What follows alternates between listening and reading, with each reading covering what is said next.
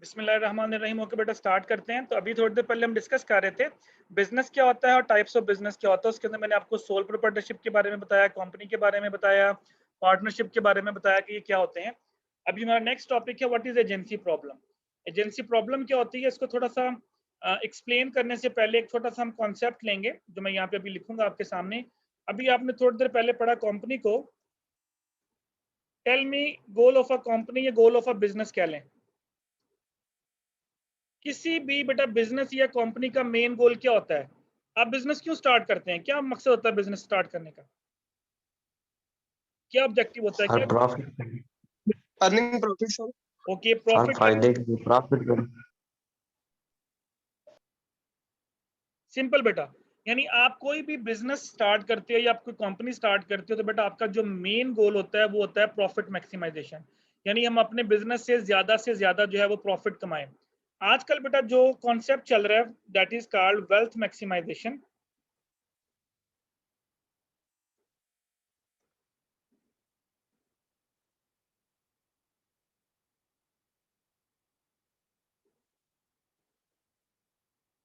Wealth maximisation of share holders. यानी किसी भी कंपनी का जो मेन गोल होता है बेटा वो ये गोल होता है कि आपने अपने शेयर होल्डर्स की वेल्थ में ज्यादा से ज्यादा इजाफा करना है। अच्छा, अब शेयर होल्डर्स की वेल्थ में इजाफा कैसे होता है वो मैं आपको पहले बता चुका हूं कि जब भी आप किसी भी कंपनी का शेयर खरीदते हैं तो उसके ऊपर आपको एक तो डिविडेंड मिलता है, दूसरा उसके ऊपर आपको कैपिटल गेन मिलता है। तो किसी भी बिजनेस का जो मेन गोल होता है वो ये होता है कि उसके मालिक की दौलत में ज्यादा से ज्यादा इजाफा हो। और मालिक की दौलत में इजाफा बेटा उसी वक्त होगा जब कंपनी ज्यादा से ज्यादा प्रॉफिट कमाएगी। तो जितना ज्यादा कंपनी को प्रॉफिट होगा उतना ज्यादा आपको डिविडेंड मिलेगा। और जितना ज्यादा कंपनी को प्रॉफिट होगा उसकी रेपुटेशन मार्केट में उतनी ज्यादा इंक्रीज होगी और उतना ही ज्यादा कैपिटल गेन मिलेगा। अच्छा, अब ये है कंपनी का गोल। लेकिन होता क्या है, बाज दफा होता बेटा ये है कि जो कंपनी की मैनेजमेंट है वो बाज दफा क्या करती है कि अपने पर्सनल बेनिफिट को कंपनी के गोल के ऊपर फोकिया दे देती है। फॉर एग्जांपल, मैं फाइनेंस मैनेजर हूं आपकी कंपनी में। मैंने एक प्रोजेक्ट शुरू करवा दिया, उस प्रोजेक्ट को मुझे पता है अगर मैंने शुरू करवाया तो कंपनी को फ्यूचर में लॉस होगा, मुझे पता है, मैंने एनालिसिस कर लिया उसका। लेकिन उस प्रोजेक्ट को शुरू कराने के ऊपर मुझे अच्छा खासा कमीशन मिल रहा है। अब मैंने ये इग्नोर कर दिया कि कंपनी का गोल क्या है, मैंने अपना पर्सनल बेनिफिट सामने रखा। मैंने कहा चलो यार लो कमीशन, लो प्रोजेक्ट शुरू करवा दो। मैंने कमीशन जेब में डाला और मैंने प्रोजेक्ट शुरू करवा दिया। और जैसे ही प्रोजेक्ट शुरू हुआ कुछ अरसे बाद कंपनी को लॉस होना शुरू हो गया। कंपनी को लॉस होने का मतलब है शेयर होल्डर को लॉस हो रहा है। कंपनी को लॉस होने का मतलब है प्रॉफिट में कमी आ रही है। कंपनी को लॉस होने का मतलब है कंपनी की रेपुटेशन में कमी आ रही है। तो ये सारी चीजें बेटा मिलके आपकी दौलत में इजाफा नहीं बल्कि कमी करना शुरू कर देंगी। जी कुछ पूछना चाह रहे थे बेटा, एनीवन? सर मैं लेट आया हूँ ये वाला सेशन में, तो थोड़ा सा रिपीट कर दो। ये बेटा वही पढ़ रहे, स्टार्ट ही किया हमने। तो किसी भी कंपनी का जो बेटा मेन गोल होता है वो होती है प्रॉफिट मैक्सिमाइजेशन या wealth maximisation of share holder. तो अगर बेटा आपकी जो मैनेजमेंट है वो अपने पर्सनल बेनिफिट को सामने रखेगी और कंपनी के गोल को इग्नोर करेगी तो डेफिनेटली बेटा जब कंपनी को लॉस होगा तो इसका मतलब है कि शेयर होल्डर्स को लॉस हो रहा है। और जब शेयर होल्डर को लॉस होगा तो फिर क्या होगा, फिर हम कंपनी की मैनेजमेंट से पूछेंगे भाई क्या मसला है, क्यों आपकी कंपनी लॉस में जाना शुरू हो गई है। क्योंकि बेटा वी आर द ओनर, याद रखिएगा आप मालिक हैं कंपनी के। आप पूछ सकते हैं बीओडीज को, आपके पास राइट है पूछने का, आप मालिक है कंपनी के। अगर फॉर एग्जांपल हमने एमएनए एमपीएस को सिलेक्ट किया हुआ है और वो मुल्क को सही तरह से नहीं चला रहे बल्कि अपनी जेबें भरी जा रहे हैं मुल्क के ऊपर पैसा लगाने की बजाय, तो हम राइट रखते हैं उनसे पूछने का। जिस तरह आप लोग देखें बाद दफा स्ट्राइक शुरू हो जाती हैं, हड़तालें करना शुरू कर देते हैं अगर सही तरह से काम नहीं कर रहा होता। तो उस वक्त क्या हो रहा है कि कॉन्फ्लिक्ट्स क्रिएट हो जाते हैं। इसी तरह बेटा जब कंपनी के अंदर आपकी जो मैनेजमेंट है कंपनी की वो सही तरह से जब काम नहीं करती तो कंपनी और मैनेजमेंट के दरमियान कॉन्फ्लिक्ट्स क्रिएट हो जाते हैं। और बेटा उन कॉन्फ्लिक्ट्स को हम नाम देते हैं एजेंसी प्रॉब्लम का। The conflicts between management and share holder is called agency problem.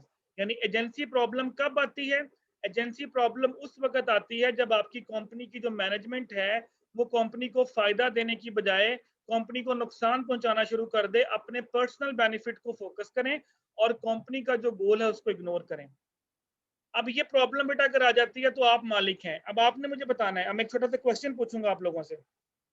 वो क्वेश्चन ये है, प्रॉब्लम आ गई, आपकी मैनेजमेंट सही तरह से काम नहीं कर रही, आप मालिक हैं। आपने ये सोचना है कि आप कंपनी के मालिक हैं और आपकी जो मैनेजमेंट है वो सही तरह से काम नहीं कर रही है, आपने अपनी मैनेजमेंट को ठीक करना है। ये प्रॉब्लम आ गई। अच्छे से अच्छा तरीका लगा के आप अपनी मैनेजमेंट को कैसे ठीक कर सकते हैं और बुरे से बुरा तरीका अप्लाई करके क्या कैसे ठीक कर सकते हैं? जी बताएं वन बाय वन। मालिक बन के सोचना है आपने। सर मतलब समझा नहीं है, नहीं आप कंपनी के मालिक हैं, आपकी जो कंपनी की मैनेजमेंट है, जो आपने फाइनेंस मैनेजर रखा हुआ, मार्केटिंग मैनेजर, जितने भी मैनेजर रखे हुए हैं, वो सही तरह से काम नहीं कर रहे। आपने उनको ठीक करना है। अच्छे से अच्छा तरीका क्या अप्लाई कर सकते हो, बुरे से बुरा तरीका क्या अप्लाई कर सकते हो उनको ठीक करने का। मालिक बन के सोचो कि आप मालिक हैं, मैंने अपनी मैनेजमेंट ठीक करनी है, कैसे ठीक करोगे? अभी मुझे तो इसमें बड़ा मजा आ रहा है कि मैं मालिक हूँ।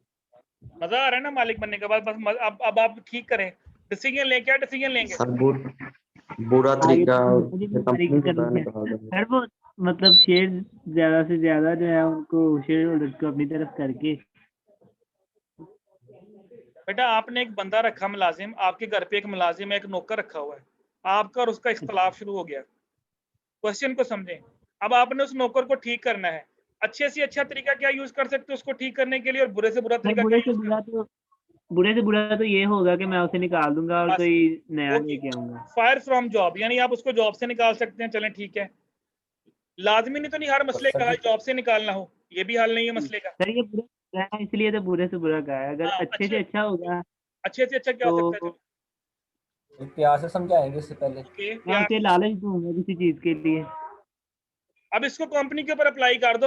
अब उससे निकलो, घर के मुलाजिम से निकल के कंपनी पे अप्लाई कर दो। आपकी जो कंपनी की मैनेजमेंट है वो सही काम नहीं कर रही। एक तो आपने हल बताया कि जो सही काम नहीं करता उसको नौकरी से निकाल दो, लेकिन क्या गारंटी जी है कि सर। अगला बंदा जो आएगा वो सही काम करेगा? ओ सर कोई गारंटी नहीं। फिर नो सर। मतलब इसका मतलब कि हर बंदे को जॉब से निकालना हल तो नहीं है। ये कर सकते हैं आप, उनको इंसेंटिव्स दें। आप उनको इंसेंटिव्स दें, उन्हें बोलें भाई अच्छा परफॉर्म करेंगे तो हम आपको बोनस देंगे, हम आपकी सैलरी बढ़ा देंगे। उनको मोटिवेट करें। सर यही मतलब लालच देंगे उसे, ये मोटिवेट करेंगे। मोटिवेशन करें उनको। मॉनिटर, उनके ऊपर चेक एंड बैलेंस रखें। जो बंदा सही तरह से काम नहीं कर रहा उसको आप क्या कर सकते हैं, उसको आप वार्निंग लेटर्स देंगे। देखिए जो मैं लिख रहा हूँ, अब ये मुख्तलिफ तरीके हैं उनको ठीक करने के। मैं ये नहीं कहता कि ये तरीका बिल्कुल कारगर साबित होगा। बेटा याद रखिएगा, कभी भी आप जो है, अब देखिए मैंने यहाँ पे लिखा हाउ टू रिड्यूस इट, ये प्रॉब्लम आ गई। मैंने यहाँ पे ये क्यों नहीं लिखा? ये प्रॉब्लम हम खत्म क्यों नहीं कर सकते? एग्जाम्पल देता हूँ, एग्जाम्पल सुने। मैं आपकी क्लास को पढ़ा रहा हूँ, आपकी क्लास मेरे से सेटिस्फाई नहीं है। आप कहते हैं यार सर अदनान की में समझ नहीं आती। आप चले गए अपर मैनेजमेंट के पास, आपने कहा कि जी हमने टीचर चेंज करना है। मैनेजमेंट ने आपकी बात मान ली, मेरा और आपका कॉन्फ्लिक्ट था, तो मैनेजमेंट ने मुझे चेंज कर दिया, तो क्या प्रॉब्लम खत्म नहीं होगी? No sir. वाई? सर क्योंकि अगर नए नए सर आते हैं उनकी भी हमें समझ नहीं आती, तो फिर मैं वो पॉसिबल हमारे आपकी पास क्लास में से प्रॉब्लम 10 रहेगी। लोगों के साथ मेरा कॉन्फ्लिक्ट हो, तो नया टीचर आया, मैं पॉसिबल उसके 15 लोगों के साथ कॉन्फ्लिक्ट, नए लोगों के साथ कॉन्फ्लिक्ट हो जाए, या मे भी उसके साथ कॉन्फ्लिक्ट आपका उससे भी ज्यादा स्फीयर हो जाए, उसकी बिल्कुल ही समझ ना आपको आए। यानी where there is a human being there is a problem. जहां जहां बेटा ह्यूमन बीइंग्स होंगे वहां पे प्रॉब्लम लाजमी आएगी। इस प्रॉब्लम को हम कभी भी 100% खत्म नहीं कर सकते। कॉन्फ्लिक्ट्स हमेशा रहेंगे। हमारी कोशिश क्या होगी कि कॉन्फ्लिक्ट्स कम से कम किए जाएं। जितना आप कॉन्फ्लिक्ट्स को कम करेंगे आपकी कंपनी उतनी ज्यादा ग्रो करेगी। अब आपने बोला जॉब से निकाल दें, मैंने कहा जॉब से निकालना हल नहीं है। आपने कहा इंसेंटिव्स दें। बेटा माइक म्यूट कर लिया करें। आपने कहा इंसेंटिव्स दें। फॉर एग्जांपल मैंने आपकी सैलरियां बढ़ा दी, मे भी कुछ लोग ठीक हो जाएं, लेकिन कुछ लोग फिर भी ठीक ना हो, वो कहें जी हमें कमीशन ज्यादा मिल रहा है, वो फिर भी बाज ना आए, तो फिर भी हमारे पास हाल है कि हम उनको जॉब से निकाल सकते हैं। अच्छा एक हाल ये है, सर सैलरी भी तो कम कर सकते हैं। हाँ वो वार्निंग लेटर्स वही वो उसको उसमें ले जाएं। आप उनको वार्निंग्स दें कि भाई अगर आपने सही तरह से परफॉर्म नहीं किया तो हम आपकी सैलरी काट लेंगे, या आपको सेकंड वार्निंग लेटर पे हम आपको जॉब से निकाल देंगे, तो मे भी कुछ लोग ठीक हो जाएं। लेकिन क्या सारे लोग ठीक हो जाएंगे गारंटी है? इसकी कोई गारंटी नहीं। जी sir. Shares offering, what does it mean? इससे प्रॉब्लम कैसे कम होगी?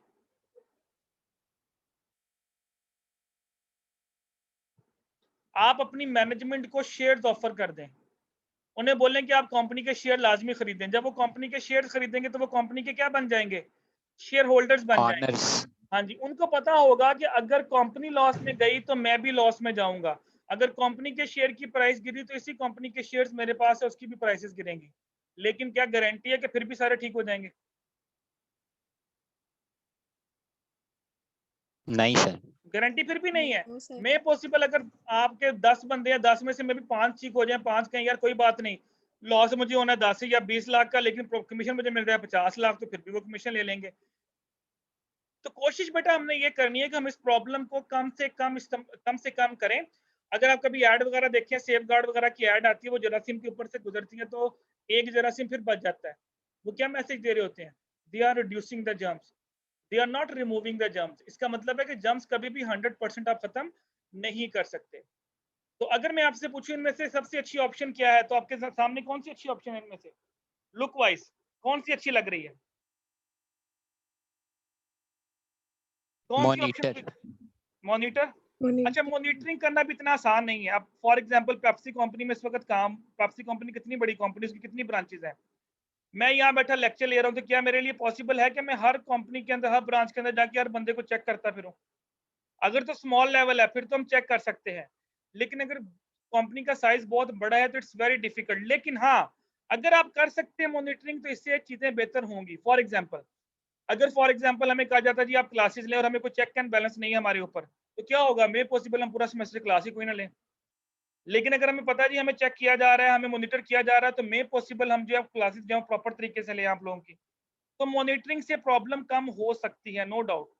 इसमें से अगर देखा जाए तो मेरे नजदीक जो सबसे अच्छी ऑप्शन है वो शेयर्स ऑफरिंग है। वो इसलिए सर बेहतर मैं भी ऑप्शन है कि कहता इसमें हूँ ना तो कोई आप किसी को प्रेशराइज कर रहे हो, ना किसी के ऊपर आप उसको कह रहे हो कि हम आपको जॉब से निकाल दें, ना ही किसी का थ्रेट दे रहे हो। इसमें उसका अपना इंटरेस्ट क्रिएट हो जाएगा बंदे का कि यार ये कंपनी का मैंने शेयर खरीद लिया है, अब मैं इस कंपनी का शेयर होल्डर बन गया हूँ, अगर ये कंपनी लॉस में गई तो मैं भी लॉस में जाऊंगा, तो मे पॉसिबल वो ठीक हो जाए। तो लाजमी नहीं कि आपने एक वक्त में एक ही मेथड अप्लाई करना है, एक वक्त में हम ये सारे के सारे मेथड भी यूज कर सकते हैं।